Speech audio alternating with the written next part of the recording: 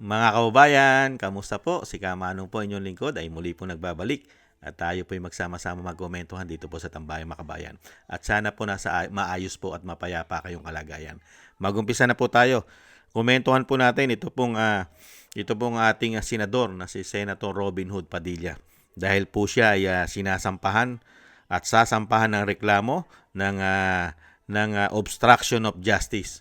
Pero sinagot naman po niya ito. Ayon po sa kanya, isang pagpapala at tinatanggap na sakripisyo ni Senator Robin Padilla. At syempre po, meron din po isang nagpupush na isang nasa kaliwang grupo na pinupush at tinatakot din si Robin Padilla na nagbababala na siya raw po ay maaring kasuhan din at habulin ng ICC dahil itong tao na ito na mukha pong nagpakaaso na at nagpakatuta sa banyaga. Iyan po ang mga tinatawag na mga hudas at taksil sa ating bansa.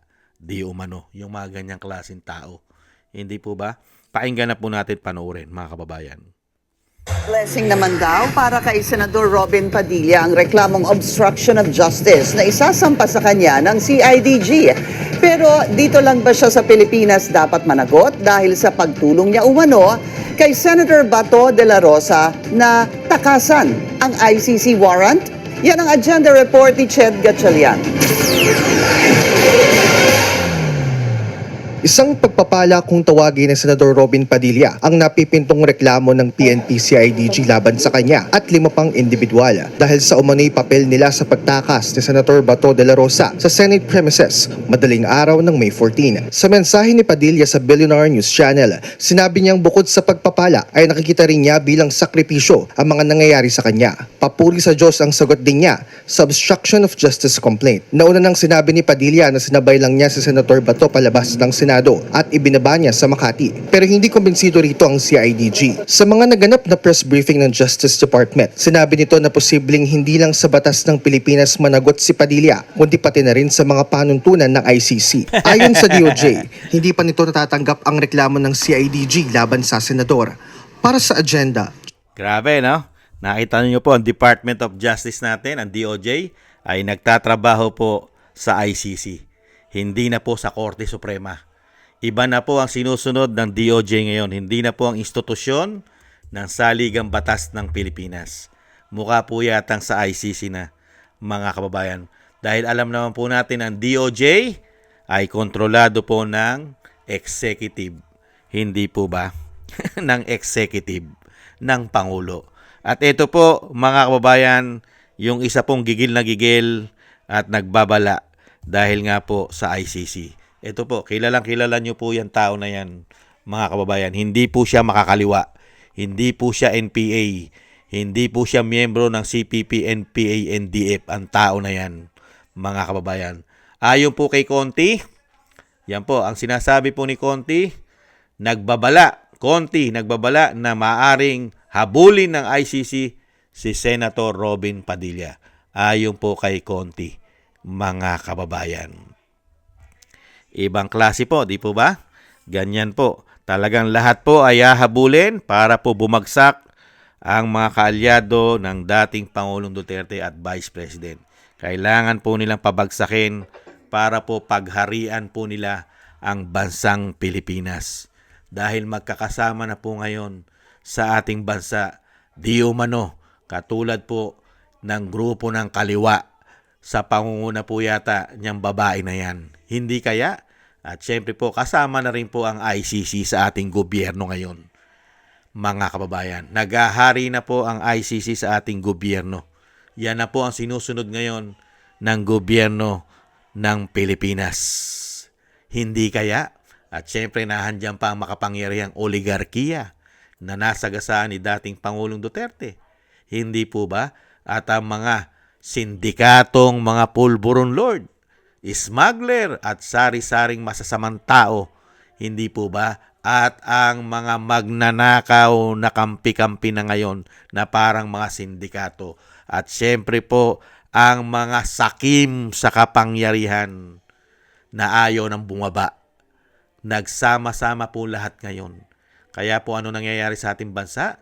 At siyempre, isama na rin natin ang walang kamatayang mainstream media na kasama rin daw sa male-maleta ayon sa mga Marine.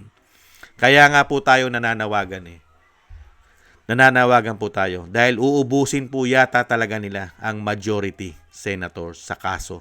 Katulad po ni Senator Robin Hood Padilla, obstruction of justice, dahil daw po sa pagtulong daw po sa pagtakas. Paano tatakas ang isang Pilipino na wala namang kaso sa Pilipinas? Dahil si Senator Bato, hindi niya kinikilala ang banyagang hukuman katulad ng ICC. Kahit naman si Kamanong, ganun din si Robin Hood, hindi niya kinikilala ang batas ng banyaga. Dahil una-una, hindi tayo miyembro niyan. Hindi na tayo miyembro niyan. At meron tayong sariling sovereignty. Hindi po ba? Meron tayong sariling hustisya. Nandiyan ang ating justices, Supreme Court. Meron tayong mga lower court. Bakit mo kikilalanin yan? Ang kumikilala lang dyan, yung nagpapakatuta dyan. Yung mga taksil. Di po ba yung nagpakataksil sa ating sovereignty? Yung mga nagamit. Nakita nyo po, yung sabuatan. Bakit mo kikilalanin ng isang hustisya ng banyaga sa ating bansa? May sarili tayong hustisya umiiral sa ating bansa. Hindi po ba iyan ay isang pagtataksil sa ating sovereignty? Yan na nakikita natin ngayon sa ating bansa. Na halos lahat ngayon ay nagtataksil. Di po ba? Ni ayaw man lang nila sumunod at hindi pa tapos ang investigasyon ng Korte Suprema. Sige na sila ng sige para sundin ang gusto lahat ng ICC. Di po ba? Napakasasama po ang nangyayari sa ating bansa. Ubod na po ng sama pagdating sa politika. Binabaliwala na po nila ang ating konstitusyon. Hindi po ba? Nandiyan ang Korte Suprema, baliwala. Dahil nga po ang ating Korte Suprema ay napakabagal din po kasi nila maglabas ng mga desisyon.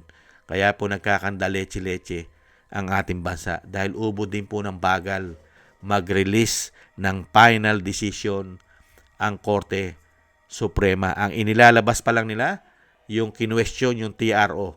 Pero hindi pa tapos. Kung meron po bang karapatan ng ICC at wala po bang karapatan ng ating bansa, ang ating judicial, na manguna at mag-release at magbigay din ng sariling warrant of arrest ang ating hukuman at tatanggapin na ba natin agad ang warrant of arrest ng dayuhan nang wala na pong warrant of arrest ng ating lower court o ating judicial? Sige nga. Pinag-uusapan pa po 'yan. Hindi po ba? Hindi pa tapos 'yan. Pero pagdating po rito sa ombudsman, sa NBI at sa kapulisan, at dito kay Conti, gusto na nila agad-agad kunin at ipatapon sa dahig. Ibang klase po itong mga tao na ito. Hindi na po mga Pilipino ang umiiral sa ating bansa. Mga kababayan, ugaling dayuhan na po. Ugaling mananakop. Hindi kaya. Kaya sana po mga kababayan, nakikiusap po tayo. Hanggat hindi pa po nauubos ang mga senador ng majority, buksan nyo na po, imbestigahan nyo na po sa lalong mabilis, dyan po sa Senate, sa Blue Ribbon Committee, sa pangunguna po ni Senadora Attorney Pia Cayetano. Buksan nyo na po, nang malaman na po ng taong bayan ang totoo. Pati kasi ang ICC, kailangan pong sumambulat po yan sa buong mundo. Dahil po pagka nag-imbestiga po ang Senado, ay kakalat na po yan ang katotohanan na pati ang ICC ay nagamit sa politika sa ating bansa. Dahil mismo itong mismong ating mga bayani na 18 Marines, soldiers ang nagpatotoo na ang ICC ay nagamit sa politika dahil nabibigyan ng pera galing sa ating buwis para po sa pag-iimbestiga nila sa kalaban nila politikal na tinatawag na demolition job sa mga Duterte. Nagkamal daw po ng pera di umanong ICC sa pangunguna po ni Trillanes at meron pang pare na nabanggit na si Plaby.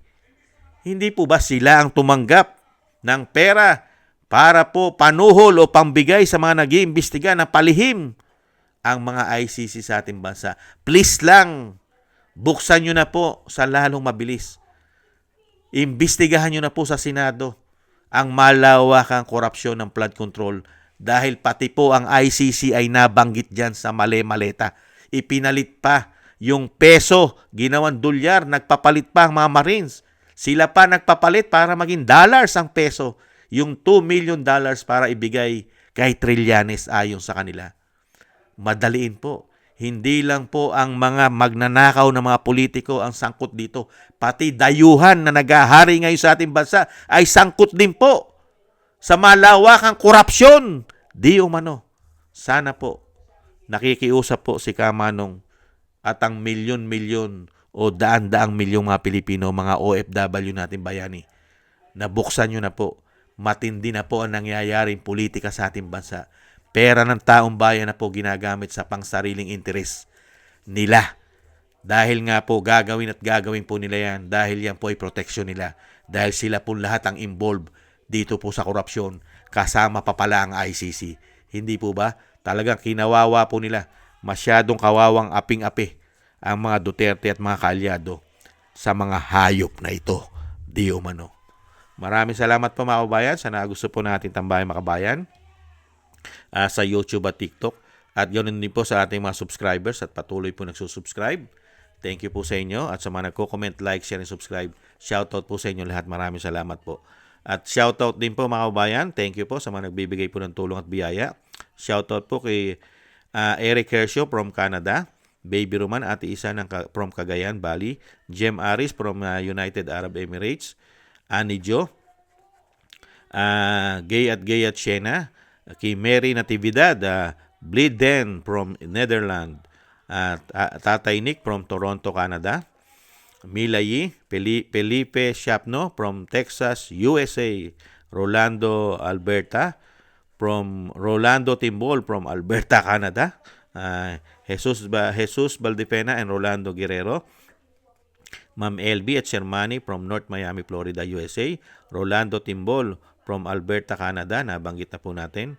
Si Melchorita Espinosa from Orlando, Florida, USA. Arturo Estraniero from USA. Randy Crispino from Pasig. Mika Ligaspi. Tessie Mantilla from Kuwait. Frank Zamora from California, USA. At Romulo Divinagracia from Bacolod City. Mga kababayan, thank you po sa inyo. At ingat-ingat po kayo sa inyo po mga paggawa. At God bless po sa inyo lahat. Taste lang po tayo mga kabayan at ingat-ingat po. Bye-bye!